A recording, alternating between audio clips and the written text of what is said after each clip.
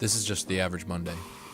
Wake up at 8, get ready for class, then realize I don't have class until 1 because it's Tuesday and not Monday. I go to Frostburg State, so basically you're witnessing one of 8 days where you don't need to wear a winter coat to class out of the semester.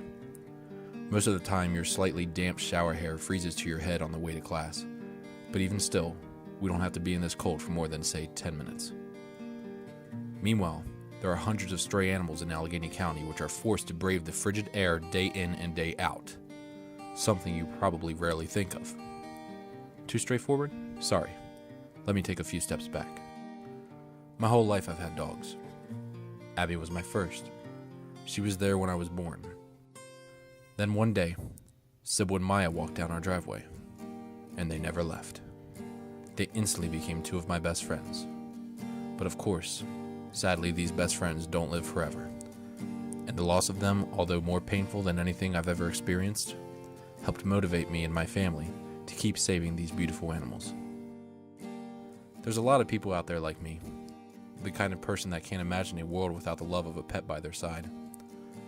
The problem is, there are others out there who couldn't care less about these animals. There's people out there who don't really think about their safety and their survival, and they more so worry about making sure the animal serves their needs, rather than a symbiotic relationship. The Allegany County Animal Shelter is fighting for the protection and survival of those animals who have yet to be saved, who haven't really felt the love they deserve. They are now what's known as a shelter of hope. The goal is that you keep alive the animals that are healthy, treatable, adoptable. But the shelter hasn't always been that way.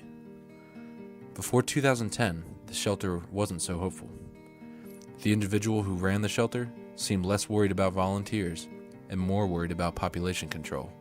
The kill rate was astronomical. We'd had a large kill rate of the animals, like an 83%. In the old world was, you call the animal shelter and they're the pest control service. They come out when you have a problem and they take it away and make it go away.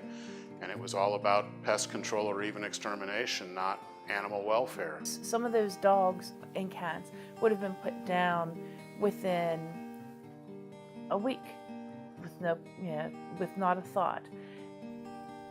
Back then, the shelter wasn't a part of the community.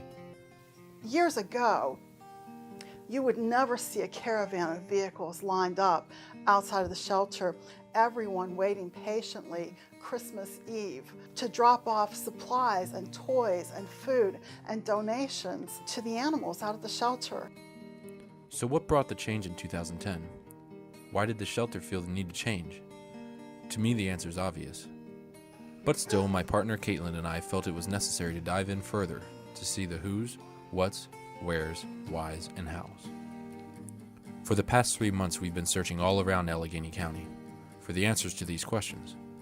We started with Dave Rohrbaugh and Dante. And firstly, how did you find Dante? Looked online and met a couple people from the shelter and one of the local rescues. Jody introduced me to Tina.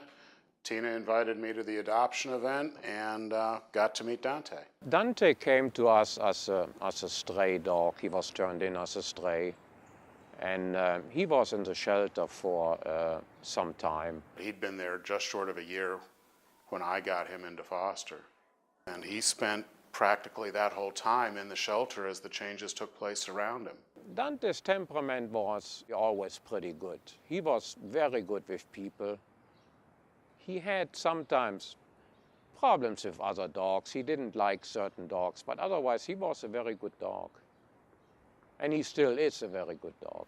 When you put a dog in the shelter is a very stressful environment for any dog or for any cat. And you have to look at the animals as individuals. Every animal takes it different. Some animals are not bothered at all in the shelter from the environment, and others get a little bit more jumpy, but Dante stayed always the same. I know that a lot of the people at the shelter in the course of that period were really standing by him and making sure that the ones who were still trying to go back to the old ways had no opportunity to put him down. That They ran interference. They made sure he was taken care of. They made sure those people were kept away from him. Do you think Dante would have survived in the shelter before the changes in 2010? No. They most likely would have killed him. Where do you think Dante would be right now if you hadn't saved him? I don't think he'd have made it out of the shelter. He'd probably be in a box. He would have deemed us as not adoptable because the way he looks. Dante is a pit bull mix, and that alone was enough to put him on the kill list. Peter also mentioned a few more animals who played a significant role in the shelter transformation. Charlie was a dog that was already in the shelter when I came there. And also many other volunteers, when they came to the shelter for the first time, Charlie was already there. So many volunteers know Charlie, and it was the first dog they walked. So Charlie was there for several months, and then he was adopted out. Unfortunately, Charlie came back last year. The people that adopted him brought him back, and he was in the shelter again. And I contacted a rescue group in the state of New York called Pets Alive, and they pulled Charlie from us, and they placed him in a wonderful home in the state of New York. So we were getting closer, learning more about the what's and who's. But we needed more. We met with Sharon Kyle and her friend Muggsy to figure out their story. Muggsy? Like normal walk route. Now, how exactly did you find Muggsy? Well, I was volunteering at the shelter, and I had him out at adoption events, none of which other people, I guess, were interested, and I primarily think it was because of his skin problem. And the weekend of Sandy, the storm, they asked if I would take him home for the weekend. Muggsy's an interesting case because he's a good example of a dog who, in other shelters and in other situations, maybe wouldn't have had the chance that he had with us, because he came in, he had bad skin, he had a medical condition that we didn't really know what it was. His hair is growing back, he had skin problems, and I think, and the foundation, and Carl believes that's from when he was dumped on a country road, and the stress would make it worse. We had to take him back and forth to the vet a couple times to look at him and see what the skin condition was really about. And we ended up putting him on, he was on some steroids, and we put him on some grain-free food, which really helps with skin conditions in dogs. The first day he came in after being at an adoption at Southern States, he came in, saw the couch, and hit the couch immediately. And that evening, I said bed, and instinctively, like he'd been there before, he went upstairs and got on the bed. And he gets under the covers on the couch, he gets under the Afghan. So he has blended very well, which I'm surprised for having been in the shelter and not really in a home before. This is Dandelion. In 2006, she was found locked away in a man's backyard. Her nylon collar, connected by a chain, had not been changed since she was a puppy. As Dandy grew older, the collar became embedded in her skin, causing her laryngeal paralysis and severe swelling, which did not allow for her to eat or drink. She remained chained outside, while another dog at the house was allowed to roam free. She was rescued by the Humane Law Enforcement Department and taken by the ASPCA in New York City. She underwent emergency surgery, 100 stitches to close the wound which encircled her neck, half of her throat tied open. She does not have the ability to bark. She has permanent nerve and brain damage, and permanent fear issues. Once my family and I heard of Dandy's story, we took the trip to New York City to rescue Dandy. Sybil by our side to help Dandy understand that it would all be all right. 7 years later, Dandelion has a home. Dandelion knows what love is. Dandelion finally blooms. She started something for us. Since then, we've fostered and rescued over a dozen dogs. Some would stay for days, some would stay for years, placing some in their forever home and adding some to our very own pack. But how does this all relate to the volunteers? Was it the special stories you just heard that drove the change? Or was the potential energy always there, just without the proper push? I had gone to the animal shelter probably about 10 years before that, and it was just a terrible place. It was depressing, and people there was just one woman there that I encountered, and she wasn't very friendly, and I left there in tears. 85% of all animals were killed. Why give something that those dogs and cats aren't going to be there Right. in a week? They'll be gone. And so people didn't get connected. They didn't feel, they couldn't get connected. They didn't see it as an option. Now it's like, oh yeah, these are our animals to care for. And even though I can't bring them into my home, I can still care for them. Even before the changes took place, there were people fighting for the safety and survival of animals in Allegany County. In mid-December, the wheels started turning. The director of the shelter resigned and the control of the shelter was left to the volunteers. The volunteers scrambled to find new management, and the Shelter of Hope philosophy seed was planted. Finally, in March of 2011, the management foundation was rebuilt, and the shelter has been going strong ever since. I went to meet with Tina Rafferty, president of the Animal Shelter Foundation, to talk about the specific changes and improvements she's seen since her time at the shelter. Only one problem. I forgot the tripod.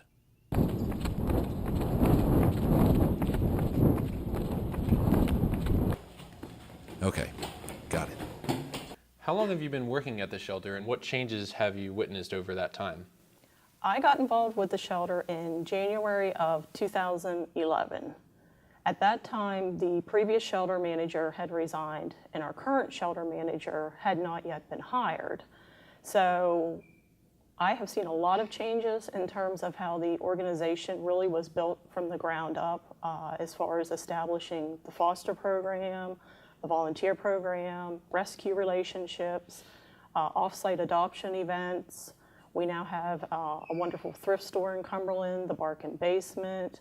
We have adoption partners through the community, the Book Center in Cumberland, HRDC, Southern States, Tractor Supply. All these businesses, assist us with adopting animals. So I've really seen things sort of start from nothing and build us up to where we are now. Today, we have a life release rate by dogs about 96% and by cats about 93.5%.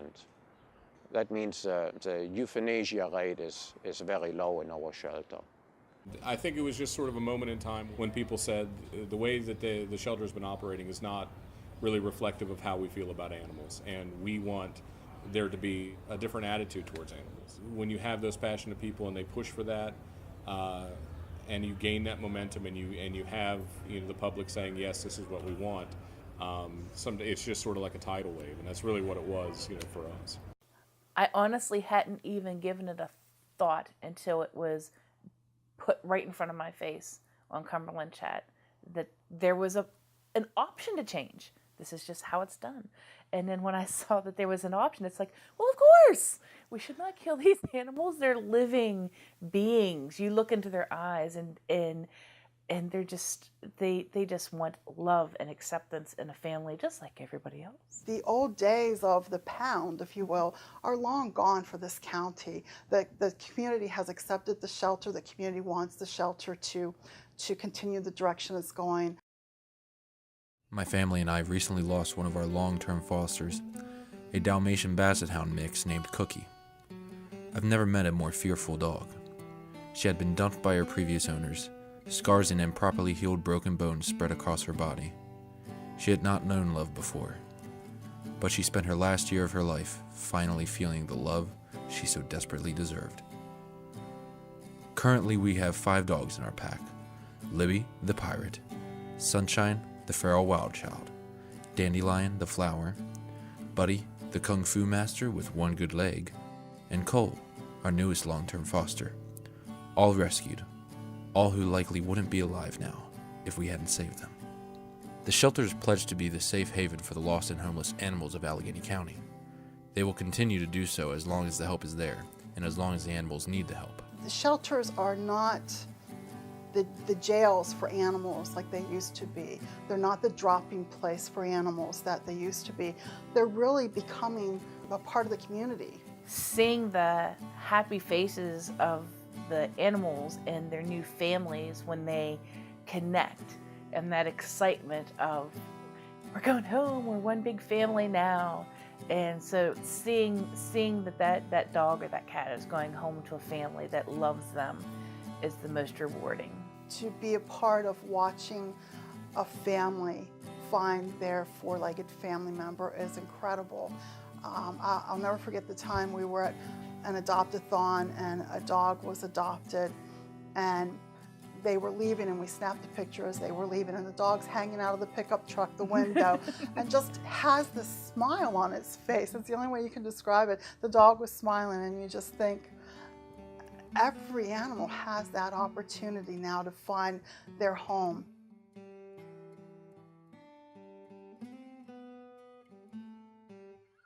If you are looking into getting a new pet, no matter what the pet might be, before you go to the pet store, the breeder, the online store, think about the animals at your local shelter. While you worry about whether this pet will be perfect in every way for you, they worry whether they will ever find a home where someone loves them, whether they will ever be free to run and play as they wish. And I live for the day that, we close the door and we hear that sound.